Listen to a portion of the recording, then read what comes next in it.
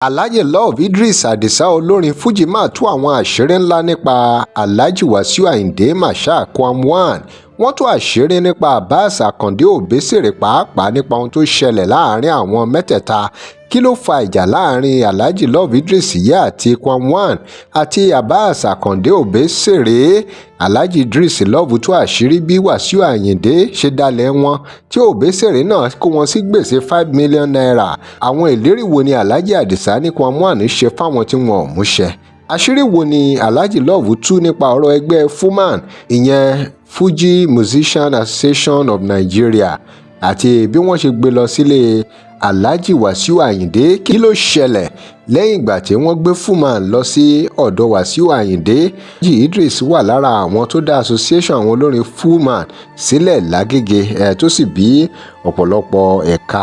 tí Ṣómólú náà wà ń bẹ̀ àti bẹ́ẹ̀ bẹ́ẹ̀ lọ. Báwo wá lọ̀rọ̀ ṣe jẹ́ o tí Abbas Obesere ò fi san owó tí wọ́n yá padà gẹ́gẹ́ bí Alhaji Love Idiris ṣe sọnù fọ́nrán yìí? Millions mélòó ni Obesere gbà? Èèló ni wọ́n san padà lẹ́yìn tí Alhaji Idiris mú wọn lọ sọ́dọ̀ ẹni tí wọ́n ti lọ yáwó? Ẹ wo ọ̀rọ̀ jábọ́ o, àwọn àṣírí tú o. Ẹ gbóhun tí Alhaji Idiris sọ lẹ́kùnrẹ́rẹ́ lórí ọ̀rọ̀ yìí.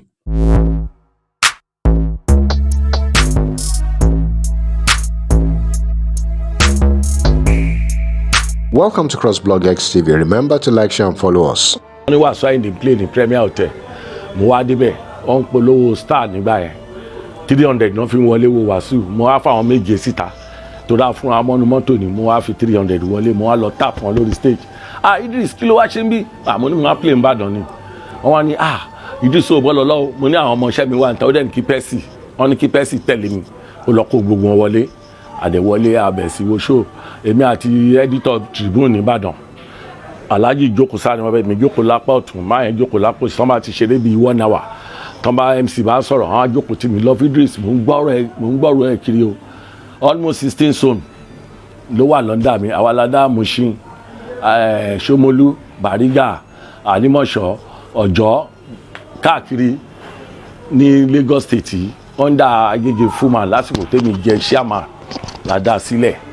Bá a ṣe gbé mítì yẹn lọ sílé Wasiu Ayinde nìyẹn. Ìhun tó wá fa tèmi àti Obesere 4 years lèmi àti Alhaji Ayinde wà. Torí àdéhùn tán ṣe fún mi ni pé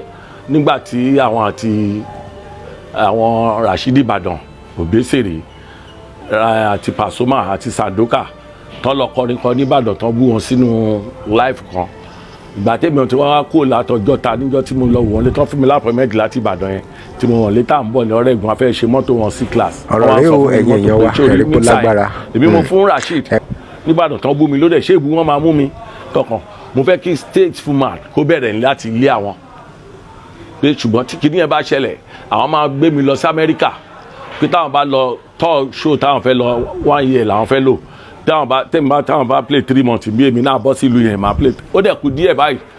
tí a dẹ̀ ti kó gbogbo ẹgbẹ́ wá sílé wọn tí gbìntì ti bẹ̀rẹ̀. Ó dẹ̀ kú ká Alhaji mú mi lọ. Alhaji dẹ̀ ń dọ́jì mi, wọ́n ṣe gbogbo ẹ̀.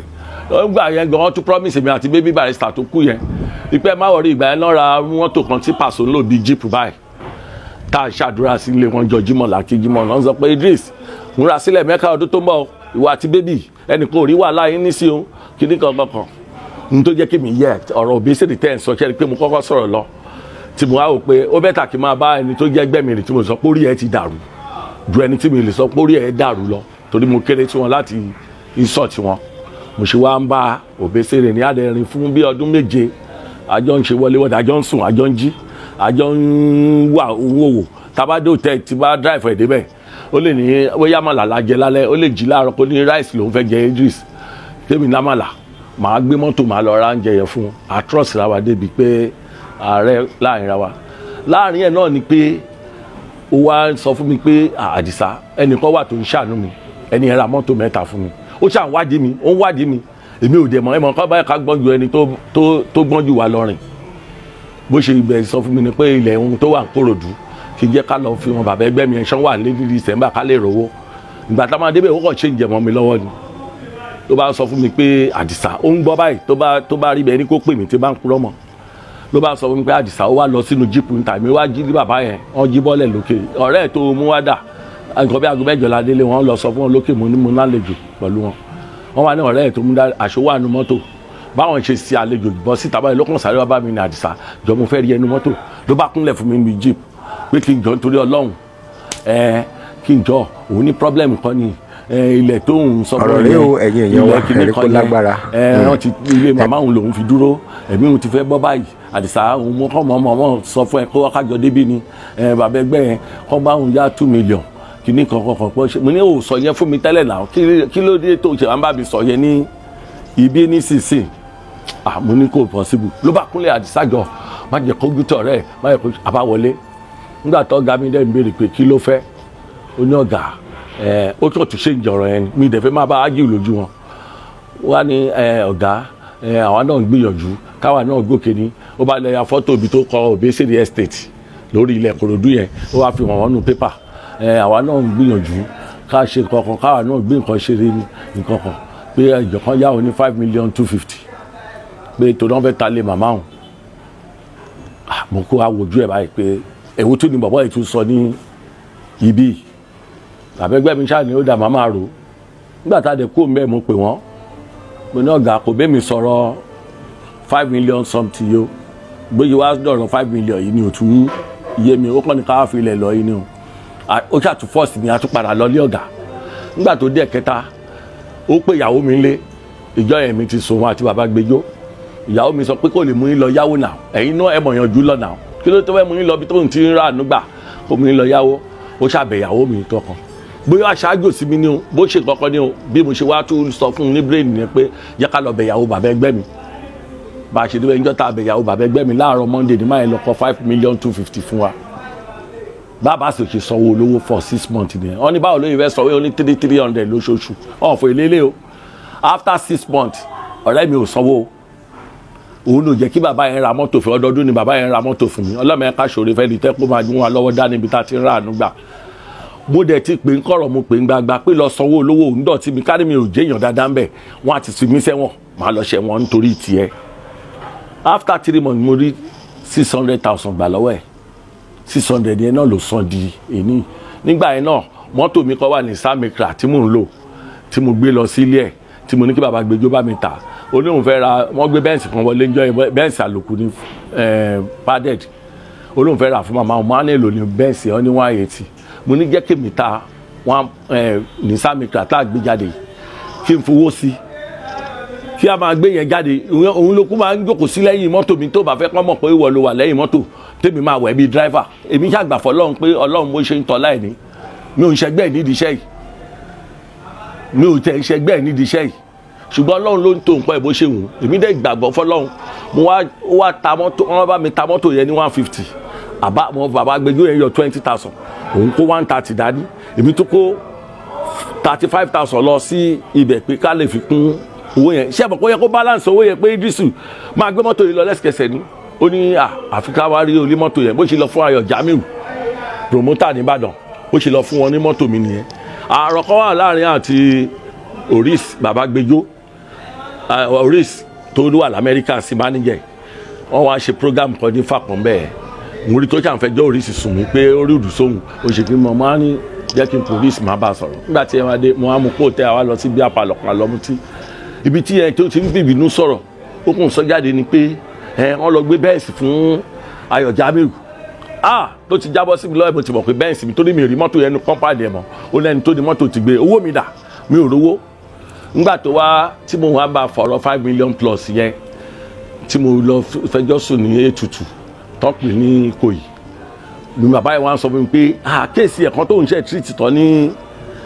Sontu kóun tó wá síbí ipe pèsè 3.5 million tó gbà lọ́wọ́ obìnrin ni máa yẹn tẹ̀ jẹ́ kí n múrùkọ ẹ̀ wá kò jẹ́ mú nọ́mbà ẹ̀ ó kàn pé báyìí pé kéèsì kan wájú òun kéèsì 5,250,000 ló bá ní òun ò sílé òun ò ṣe kinní kan bàbá yẹn níjọ́ ló máa wá pé òun fẹ́ kẹ́hùn àtẹ́ni ẹ̀ ríra torí mo ní kó gbé kéèsì ẹ̀ lọ sábùjá ni ó pọ́ ọ̀rẹ́ mi ṣe ní bó ṣe gbọ́dọ̀ Alhaji Kollington lọ nìyẹn èmi ò dẹ̀ ní nọ́mbà Alhaji Kollington lọ́wọ́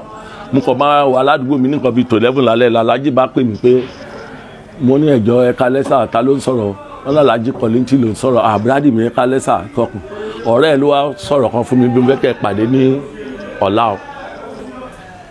bí ọ̀rẹ́ mi ọ̀rọ̀ rẹ o ẹ̀yin èèyàn wa ọ̀rẹ́ mi ò ẹ̀rí kó ṣe lágbára yọjú yẹn.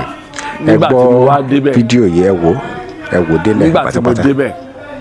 tí mo wá rà lájì mo dẹ̀ mú àwọn CID dání láti pàǹtí méjì Jamiu kan náà àwọn ọlọ́pàá yẹn ti kú òun ló tẹ̀lé mi lọ sí ibẹ̀ yẹn nígbà tá a dé pàǹtí tá a dọ́dọ̀ Alhaji Kollington wọ́n wá ń sọ fún mi pé àwọn jẹ̀dẹ̀ láti Ìlọrin ni ipò rẹ àwọn pé kí wọ́n bá wọn nulẹ̀ ọlọ́pàá yẹn náà lè release mi kí wọ́n bá wọn nulẹ̀ pé àwọn làwọn tẹ̀lé kọ́ lọ sọ fún Alhaji pé ìkí àwọn ṣe ní lọ Idris wà pé tó máa fẹ́ rí wọn àwọn pẹ̀lú àwọn ọlọ́pàá láwọn jọ wá wọ́n wá ní kájọ wọlé pẹ̀lú àwọn CID yẹn Alhaji wá ní kí ló ṣẹlẹ̀ mo wá ní mo lọ mo yá 5 million plus ni wọ́n ní ìwọ ọmọ yìí ó jẹ̀bẹ̀rù ara ìwọ ìyàwó yẹn fún rẹ ó lọ yáwó fún olórin ẹgbẹ́ ikọ̀ ọkọ̀ pé kò sọ yẹn fẹ́ mi o agbára tèmi ò gbé ọ̀rẹ́ Alhaji ló jẹ́ kó wá san inú owó mi tó gbà owó nìsámìkà mi ló wá san 50,000 lẹ́ẹ̀mejì tó fi rán bàbá gbẹjọ wá bá mi lọ́fíìsì mi ní Abiola market Ọlọ́run kó sọ wá lẹ́sàn-án dáadáa tá à ń ṣe àánú Ọlọ́run ni mò ń jẹ nídìí iṣẹ́ yìí tó bá yọwọ́ yẹn ṣérú bàbá yẹn ṣé kò yẹ kó tì mí mọ́lé ìyẹn tó jájà wálẹ̀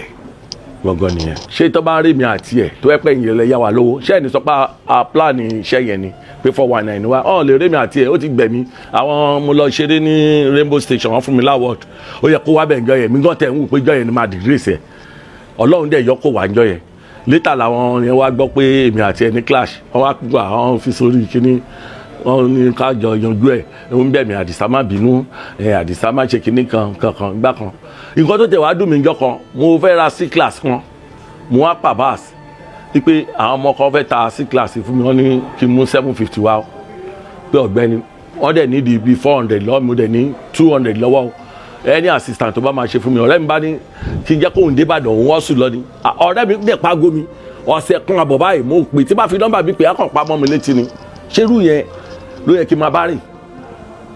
it's a wicked guy. ọ̀rọ̀ rẹ o gẹ́gẹ́ bí Alhaji Idiris yìí ṣe sọ wípé Ọlọ́run má jà aṣọ́re ṣe Ọlọ́run má jà aṣọ́re fẹ́ni tó máa kú bá wa lọ́dọ̀ aláàánú wa ẹ̀yin èèyàn wa kí lè ròyìn ẹ rí pé ayélujára ti wá ń tú àwọn àṣírí ó ń jẹ́ káwọn èèyàn láǹfààní